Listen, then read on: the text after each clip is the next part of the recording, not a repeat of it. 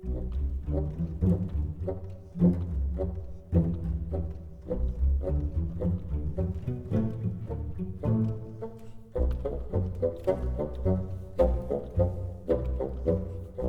in sunga Pathen iho khom naw nikho ahin hi zong le phat phalovin in hlun khum tawin vanuli set lo so hi si coronavirus COVID-19 itivin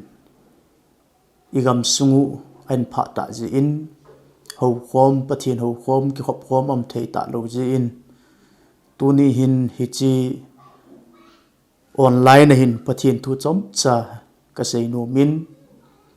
tunia ka sei nom aile tu lai ta ilung khampiu iboi piu hi chi COVID-19 le Christian te DINMUN thu hi achom lam pen penin ka sei no min khat na Christian hi vin ichungwa ha sat na kichat na tizat na lungkham na ahung hlun tinga aile hoilam ikat diuham chuting le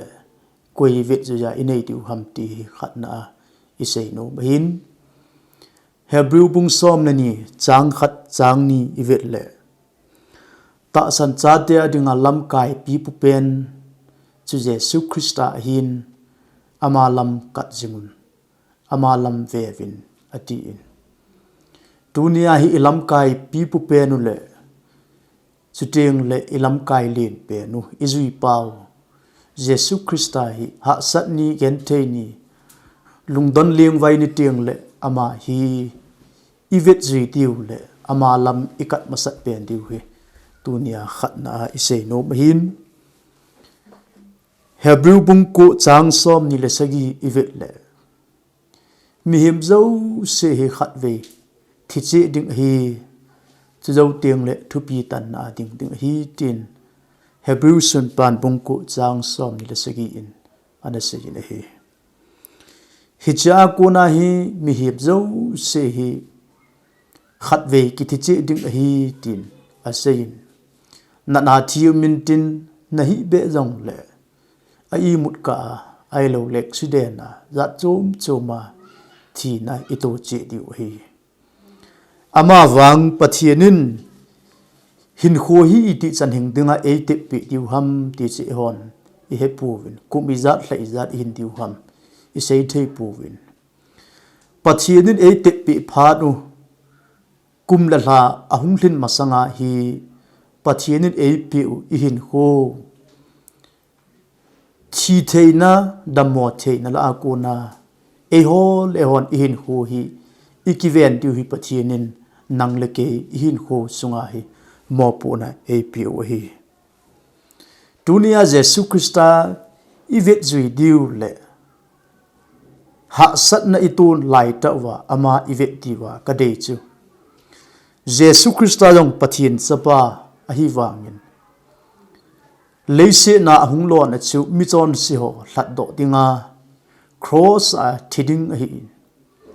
ai wangin cross a thi masangin jong amel maten tha dingin anazui levin adi senin gospel zon bungit chang som nga luko ivet le juda hon Jesu hi sunga se li ding tin sung na kilovin hi cha chun Jesun hi chi asep li go ho khona ko na chun akisel mange tin akisun hi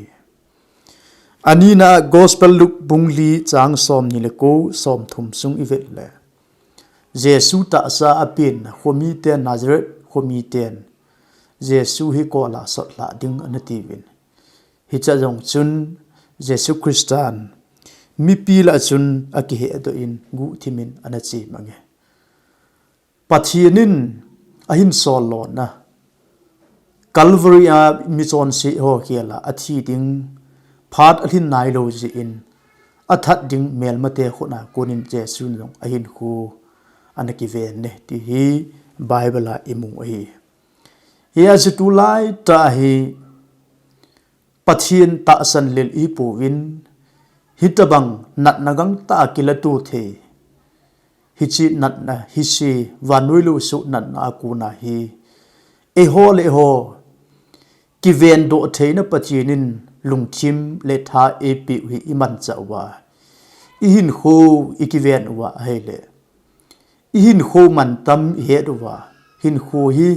hichi nat na ho le thi thein akuna event do diu hi Pathen lung hlai na hin Pathen ki pa na hi ti hi khat na a isei no ba hi ni na a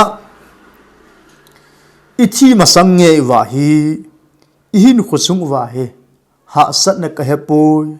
a he lo le kichat na ka he poi gen thei na ka he poi hi cha ho hi to idam sung wa hi ikimai to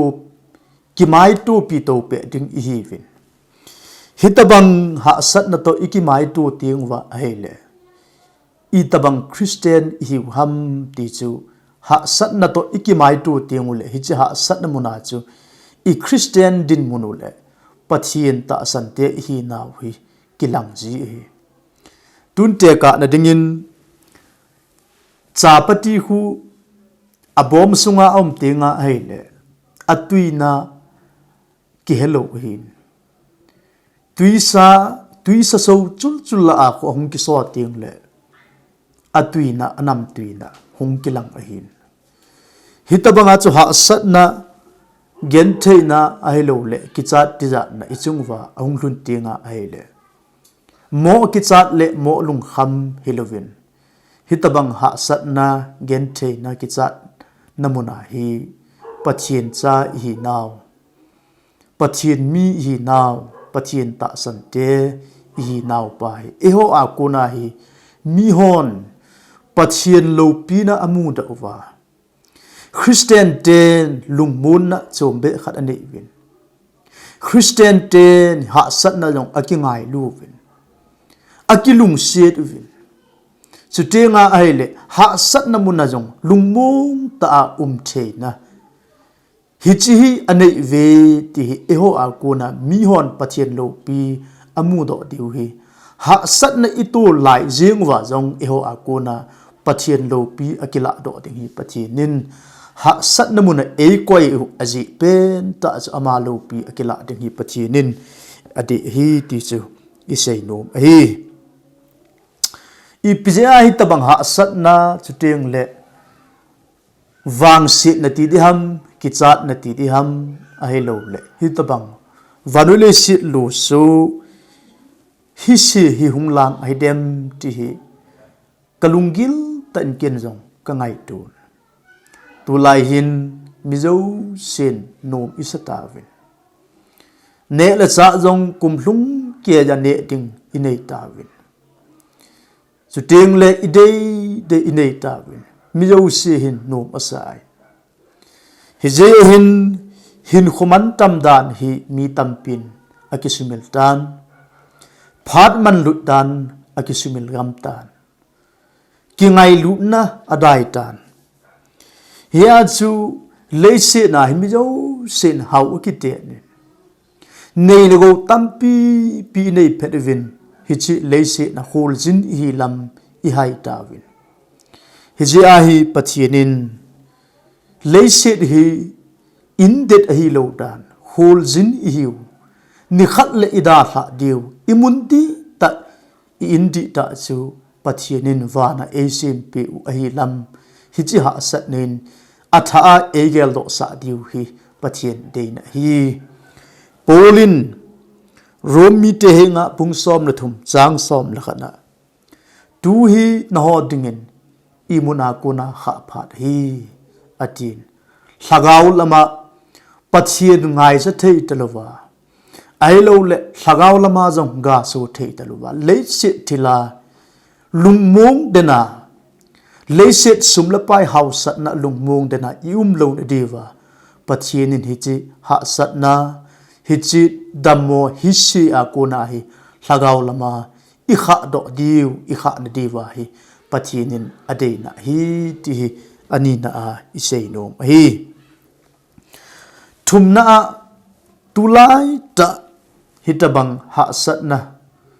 ahilo le kichat na dinmuna idin lai ta wa hi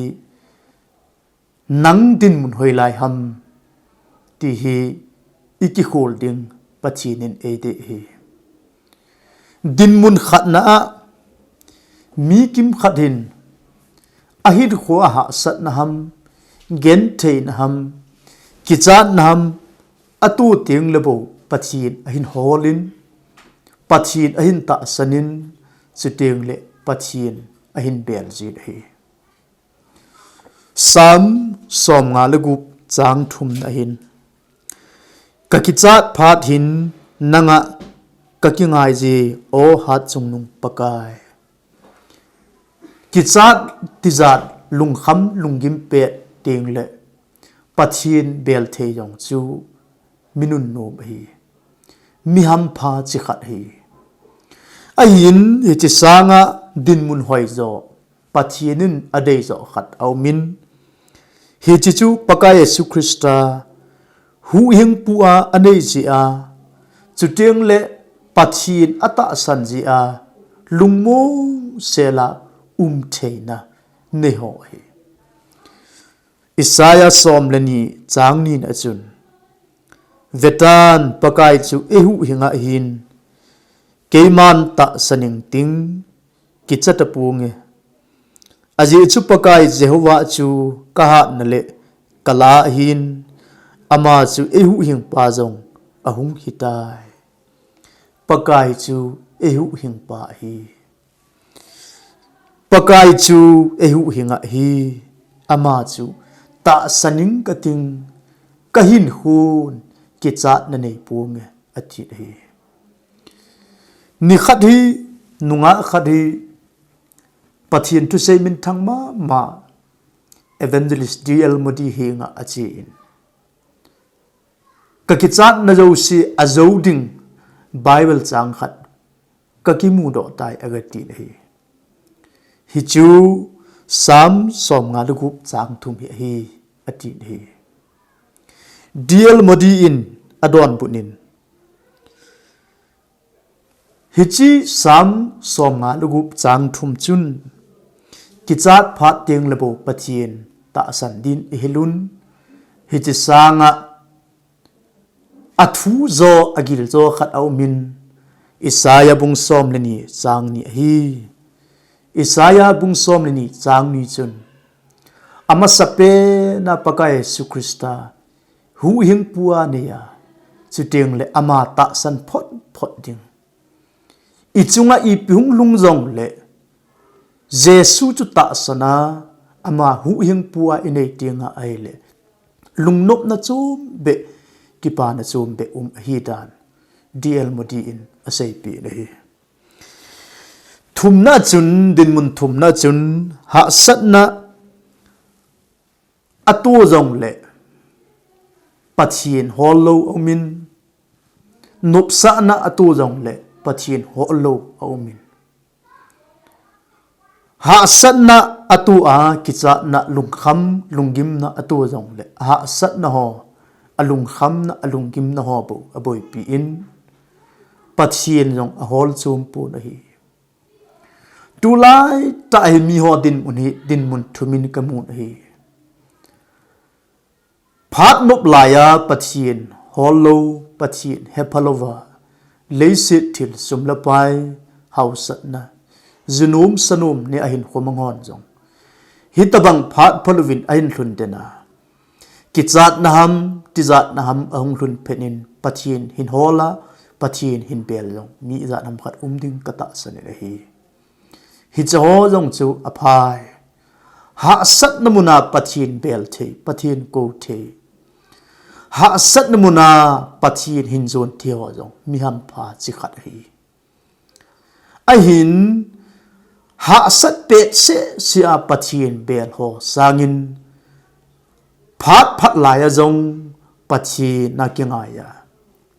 pathin kulpi aneya pathin ata sanna hla kang lova hin khomang ho anun no min hi ahin leisit chunga dinmun la de lo pen chu ha satna atu jong le pathin bel lo aha sat na ho lungim pi a boy pi a hoilaya thusu umam hoilaya ipil hun be am hoilaya thusu ipi be am tin leise thil su ho bo alung kham pin a boy pin pathinin ama hin hu ipi adei na ham ti alungin real put hi so pite ho tuni hin hitabang I inmun chia ho in hlangaya ho ina ki khom thei talowa kim khat chu in sung mi zong mun chum chuma uma khom thei talowa gala phone mai maya ki howa I namun che in lungdongin I umun lung khamin I umun I pihung so be de ham tigal pumin hin hu imang tavid hi hizong le tunia I sei nom chu ha sat na bo boy pipo tin vanule se thil su ho bo boy pipo tin hitabang ha sat na vanule se na thil ahung thun pa hi pathin thutip ngui hlun na hin leise hi sot talo ding a hi da pakaya sukristan kahung na ding anai tinga aile chim gau hlem tam ta hung do in tin chu tiang la gal thu thang ho za vin na tin ling ki hot nin tin chu tiang le kel han tin mun tina hi si hung lang ding hi tin bible pakaya sun ana sei hi cha ho hi vina aile pathianin jesu christian kahung na ding anai tiang le ti athu te pho hi abanin ahung gui lung tan aile leise hi sot talo ding a hi tan pathin thun e mu sa na hi chule hi chi thil su ho hin a phung doi na hi ye chun tu ni hin leise na thil su ho le ikichat na ho chutiang la ha sat na ho bu boi pi levin pathinin kei ko ma asei nom ipi umam pathinin kahin khuwa hi ipi adei umam kahin khuwa hi ipi avat ti hi ilungil ta ngai to tiu pakai mena ikiti bahi thil so ho bo na boi pi le nalung kham na kiben tin na kichat na kiben tin tuni hin I boi pi ding le ilung kham pi pen ta ding adang hiluvin pathian le hitabang phat phalo vin eihun huma hitabang lungmong lova kichat ti za na ichungwa ahung hlun la ya hi pathian le ema ka DINMUN hi I chan itabang ham ti hi imimal che inaki gel tiu inaki ngai tu tiu pakai mina ikitim hi pathian la cha years malal Canada pathian tu sei dingin Atlantic tui pia kum chunga anatowin anachi na hi ache jing lai jin amai langova me azingin me bol azingin ache jom thei ta puwin hicha chun yours malal captain kung captain pa hing achin ke thai ni le pathin tu sei ding ka hi ati na hele captain pan me jing ho le me bol wa cho avit sei na hi hicha chun yours malalin ken me jing ho le me bol ho ka ve pu hichi me jing me bol sempa hichi me jing le me bol a control pa pathian zo ka vit hi tin taw na amangin hi le pathianin me jing chu ahin tol mang ta na hi tunin zong so pi ulanaw te ho hitabang vanule si lo so hi si thigam theina bailam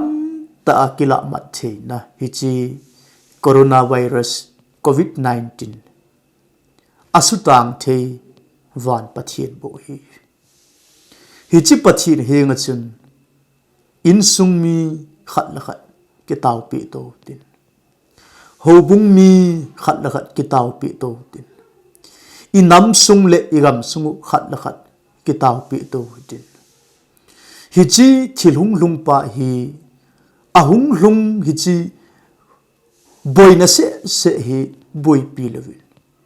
Pathenin Lagau lama hi kahin hua adei na khat umai hi ya chutuni hin hichi wang sit na iti dingham ailo le ha sat na ailo le kichat na iti dingham thilhung hlung pa hi lagau lama kitha siam na chutiang le pathin to kinai be na chutiang le hinkho aman ludan ehe do be na pathin eipui phat chom cha hi aman ludan ehe dwa hinkho chom cha hi pathin to iman khom thein ti lagau lama kisim phat na zo a inei ti hi pakai mina ikiti mo hi tuni in kanammi chutiang le kaso pite ho hichinat na ji ahin hichinat na hin ihin ho susilawa hichinat na hi thi pi lawa ihin ho jong hoi tan ti vengutin pathin hinga tawutin lagau lama kisim phat na zo in pathin nai na zo in mangote ti dunia pakai mina ikiti hi aza angai jo si ading pathin athu himang som